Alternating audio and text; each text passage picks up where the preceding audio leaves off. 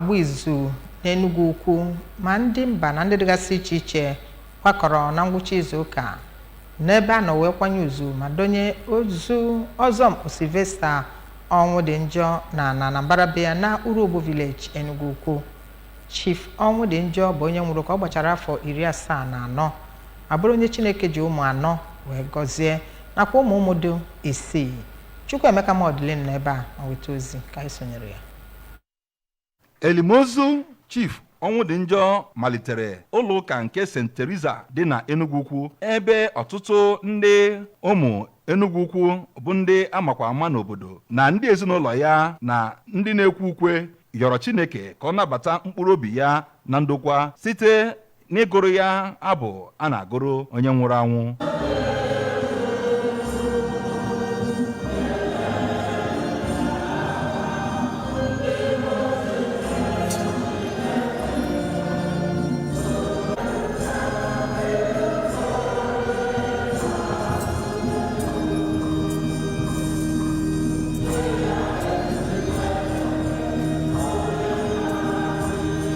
N'okwuchukwu ya, Reverend Father Fabian Anumba kọwara ọnwụ onye nke kwere na otu Kristi dịka mgbanwe a na-agbanwe mmadụ ka ọ banye n'ụdị ọ ga-adị wee jee eluigwe. Gwara ndị otu Kristi ka ha tụkwasị Chineke obi n'ọnọdụ ọbụla ha hụrụ onwe ha na ya, site iji ihe gbasara eluigwe buru ụzọ ma mee ka ọ na-achị ndụ ha, ghara ị na-etinye obi ha niile na akụnụba nke ụwa, ka ha were nwee ike jee eluigwe mgbe ha bichara ndụ ha n'ụwa. Ọ gara n'ihu kọwaa Mazi Onwudinjo onye lagoro mmụọ dịka ezigbo mmadụ nyere ụka nakwa ndị mmadụ aka, ma yọọ ndị ezinụlọ ya ka ha tụkwasị obi ha na Chineke n'ihi na ọ naanị ya pụrụ imere ha ihe niile ma karịa nke nna na-emere ha. N'okwu nke ya, nwa ya bụ Mazi Onwudinjo lagoro mmụọ kọwara nna ha dịka nwoke na-emesapụ aka ma gaa n'ihu wee kwuo na o nyere ọtụtụ ndị mmadụ aka ma ndị ọ na-amaghị, ma yọọ Chineke ka ọ nabata mkpụrụ obi ya na ndokwa ma kwekwa nkwa na ha ga-eso nzọmụkwụ ya oge niile. N'akụkụ nke ya, nwanne ya nwaanyị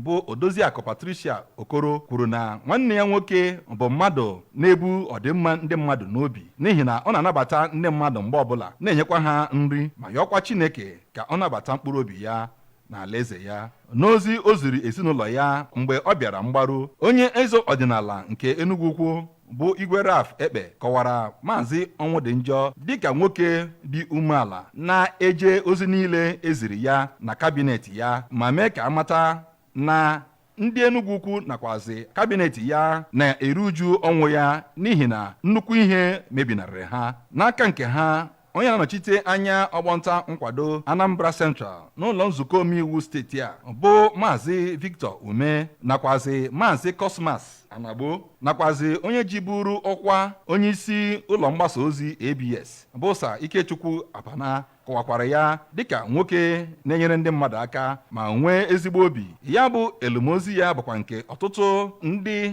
na-arụrụ gọọmenti ọrụ bịara na ya, ndị nze na ọzọ sonyekwara na ya, ndị ụkọchukwu, ndị na-arụ ọrụ na Enugu Ukwu mana obodo ndị ọzọ dị iche iche sonyekwara na ya. Site n'Enugu Ukwu, abụ m Chukwuemeka Modlin.